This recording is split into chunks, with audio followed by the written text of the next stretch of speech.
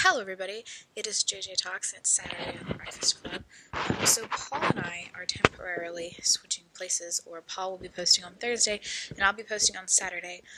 When I agreed to do Thursdays was last semester, when I did not have obligations on Thursdays. I only had one class, but this semester I work from like 7 a.m. to 11 p.m., so it's really difficult to get videos up. Today I wanted to talk about discourse on the internet, and I guess having conversations on the internet, because Thursday, on Twitter, someone tweeted about toxic masculinity, and I shouldn't have even said that. So I don't want to have a conversation right now about toxic masculinity, or whether or not it exists, or what it is, or what it means for anybody. I just want to talk about the way in which we have conversations on the internet. So I think that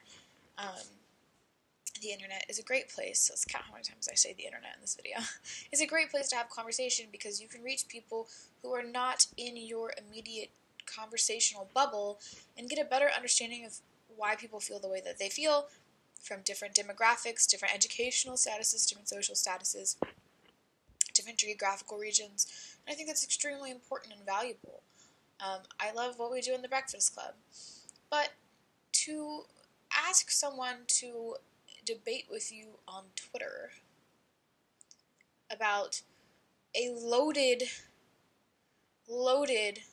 social concept that rests on 10,000 presuppositions that you have to have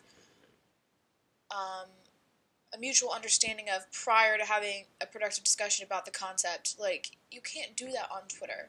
And I think it's unfair to force people to try to do that on Twitter. Or to imply that if someone doesn't want to argue with you on Twitter, and, you have 280 characters now, it used to be 140, that somehow their opinion is less valid, or they're not, they're not a good person. I don't know. So, in my opinion, I understand if someone just walks around and they've got all these opinions and they never talk to anyone with different opinions from them. But you have to remember that, when they confront opinions that are different than theirs, or talk to people about them, or debate them, or whatever, sometimes you're not the person that they debate with, and that's okay. Like, if I had to debate with every single person on the internet who's like, debate me, I would have no time to breathe, I would have no time to sleep, or eat food, or do anything productive with my life. So why would I talk about, for example, the concept of toxic masculinity, which, again, I feel like every time I use an example issue in a video, people just talk about the example issue and not the bigger concept that I'm discussing. So please, any topic, Black Lives Matter, toxic masculinity, feminism, whatever, just because I'm not having that conversation with you does not mean that I'm not having that conversation with somebody, and that does not mean that I am I don't want to hear anyone else's opinion, because, especially in my field of study, all I do is have these conversations with people all the time. I work, my job, I do it, doing conference presentations, I talk about these issues, and people disagree with me, and we talk about it. I'm writing an article right now that's going to be published in an academic journal I'm super excited about.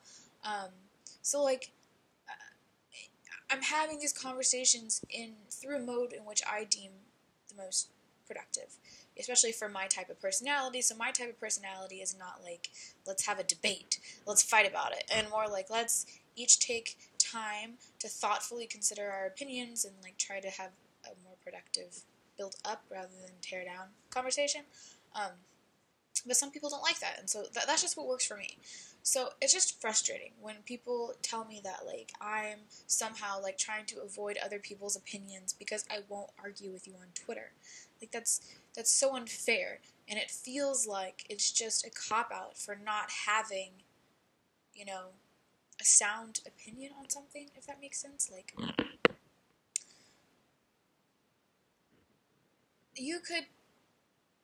This man asked, And one of my colleagues, who's a professor at Penn State, jumped into the conversation and kind of commented. But, so this guy was like, so why don't we talk about toxic femininity? And this person jumped in and they were like, we do talk about toxic femininity. Here's a bunch of examples. You know, if you put 5 seconds of research, like more than just Google and clicking Breitbart, like into this conversation, then you would probably realize that people are talking about these things. And these questions that you have are being answered. And it just, it puts all of the burden on the person that you disagree with, which is ridiculous, because when you have a conversation with somebody, it should be collaborative. It should be a two-way discourse. So this person told me that it is the obligation of the speaker to convey their idea in a way that they know that the listener will interpret.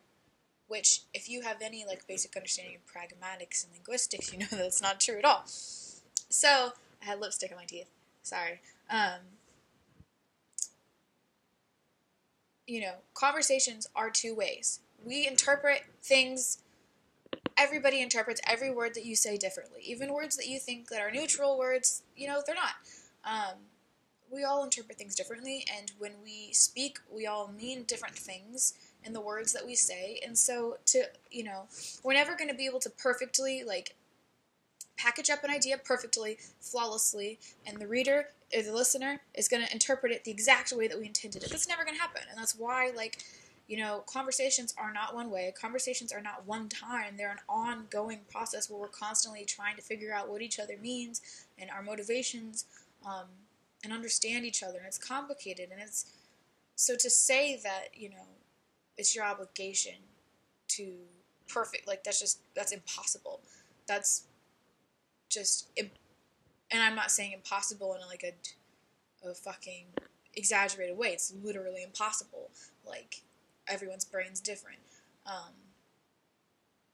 it's just frustrating because, for some people, like, I understand, like, internet discourse is the primary source of socio-political discourse for a lot of people. And that's okay, and that's normal, and that's fine. But for some people it isn't.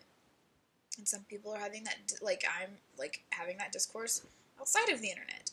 And so, it's just frustrating to me to, like, be told that it's my job to sit on Twitter while I was, like, going to listen to Sir Salman Rushdie speak. If you know anything about him, he's, like, fucking amazing. I was at his reading, and this person was spamming me with tweets about how, it's my job to educate him about, like, this X, Y, and Z. If I think that people should be aware of this issue, then it should be my job to sit there on Twitter and educate them constantly. Each individual person on the planet. It's just frustrating, because I would be more than happy to be like, hey, here's some resources that I think are, representative of my opinion on this issue. Here, some articles, whatever. That's fine. I could do that in my own time when I have time. But, like, I'm not getting paid to argue with you on Twitter. I'm not. If you would like to pay me how much I'm getting paid at my job per hour and have this conversation with you, I'd be more than happy to. But if you're not, then, like, I get it to some extent. Again, like, you don't want to feel like someone is just, like, saying opinions and then not willing to talk about them. But, like, where's the line? If every subscriber on my YouTube channel, which is, like, 17,000, I don't know, something like that, wants to have a conversation with me, like, how do I divide up that time? Like, why don't I get compensated for that? It's ridiculous. And so I just think that it's important that when you see someone talk about an issue that you've never heard of before, or that, a lot of times people have knee-jerk reactions to words that they hear, so, like, toxic masculinity, people are going to get mad at me for saying that, evokes a very emotional response in a lot of men, because it can be interpreted as some kind of judgment or criticism of men as a whole, which I don't like. That's not my definition, but I can understand why people would interpret it that way. So people have a very knee-jerk emotional response to that. But I think that when you come across something like that, a good solution is not to be like, debate me on Twitter, but to like spend some time doing research, because the fact of the matter is, like, a lot of people have already talked about this, and the concerns that you have, a lot of people have already had them, and you can find great resources online that either answer your questions in a way that sways you further towards agreeing with the person or against. I'm not saying you have to agree with them, but I'm saying that this conversation is big and it's ongoing, and you to jump in the middle of this big ongoing conversation and, and to ask for basically a recap of the entire past 50 years of this conversation is like, yeah, I don't know if that made sense. I think that when it comes to discourse on the internet, ultimately, that you need to be aware that not everyone has the time or the energy to have that conversation with you. And you are not obligated to have that conversation with anyone. And that doesn't mean that your opinion's wrong or invalid. If you're someone who maybe the internet is not the place where you typically have these conversations and you're doing it outside of that, if you volunteer somewhere, if it's part of your job, if it's part of your social life outside the internet, like, that's fine. But, yeah. It's not realistic for every person to debate you on the internet. Does that make sense? Okay. Anyway, it was just a little frustrating, and it makes me, I'm having difficulty finding motivation for my YouTube channel. Not because I don't have ideas, but because of things like this, where I feel like when I have a debate with somebody, not a debate, when I have a conversation, a disagreement with somebody, like, for example, my field of study about an issue like decolonization and tactics and academia, Western academia, that person has already been in the loop to this subject for as long as they've been in their career. They probably read a ton of literature on it. So if I were to make a video about that on my YouTube channel, then someone would be like, colonization never existed.